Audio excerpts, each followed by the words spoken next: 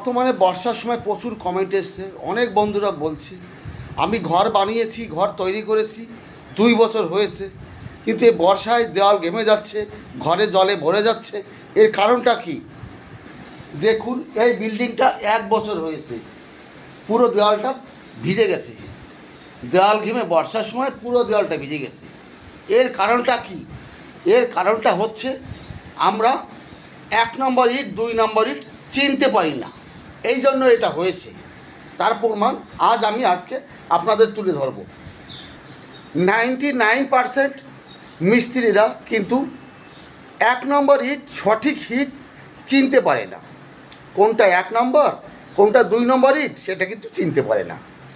আমি আপনাকেই বলছি 1 নম্বর ইটটা কীভাবে চিনতে হয় জেনে রাখুন। দেখুন, একটা শুকনো ইটের ওয়েট করবেন, ওয়েট দেখবেন 3 কিলো থেকে 3 কিলো 200-300 গ্রাম হবে একটা শুকনো ইটের। এইবার এই ইটটাকে ভিজিয়ে রাখবেন 4 ঘন্টা। 4 ঘন্টা পর ভিজানোর পরে আপনি ইটটা উপরে তুলবেন। এইবার ইটটাকে ওয়েট করবেন, যদি 15 থেকে 20% বেশি ওয়াটার শোষণ করে নেয় তাহলে সেটা 1 নম্বর ইট নয়। এইবার 20%-এর যদি কম ওয়াটার ইটে শোষণ করে তাহলে সেটা 1 নম্বর। এটা কি ক্লিয়ার? ইটের শুকনো অবস্থায় ওয়েট ছিল আপনার 3 কেজি 200 গ্রাম। এইবার ভিজানোর পরে ওয়েট হয়েছে আপনার 3 কিলো 700 গ্রাম 800 গ্রাম। এটা কিন্তু তাহলে 1 নম্বরই ইট ছিল।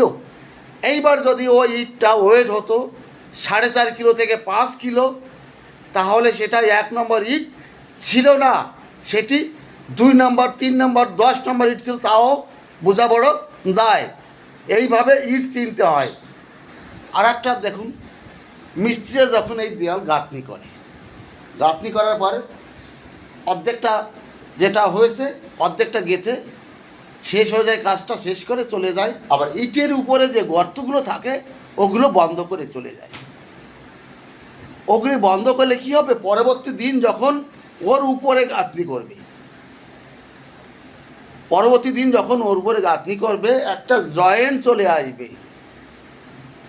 ওই জয়েন্টের জন্যই আপনার দেওয়ালটা ভিজতে পারে বা ঘামতে পারে। ইটের উপরে যে গর্তগুলি আছে ওগুলি যদি নেক্সট দিন যখন গাঁথনি করবেন ওই মশলা দিয়ে আপনি গাঁথনি শুরু করবেন।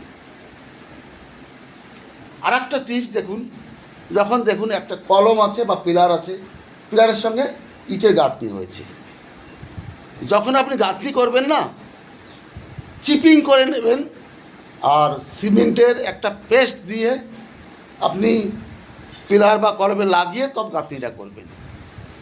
বিশেষ করে যখন বিল্ডিংয়ের প্রথম যে লেয়ারটা ইট গাঁথনি করবেন সেখানেও আপনার সিমেন্টের যে কলগেটের মতন পেস্ট তৈরি করে আপনি ইটের গাঁথনি শুরু করবেন।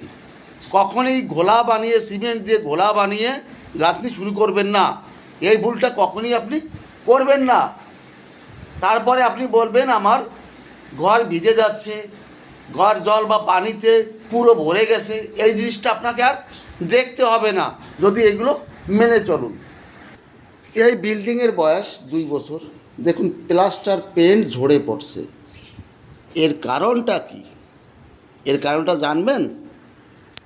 আপনি যখন ইটের গাঁথনি করেছিলেন, প্লাস্টার করেছিলেন, আপনার যে ওয়াটার বা জলটি সেটি কিন্তু সঠিক ছিল না, লবণাক্ত ছিল। এর কারণে এটা হয়েছে।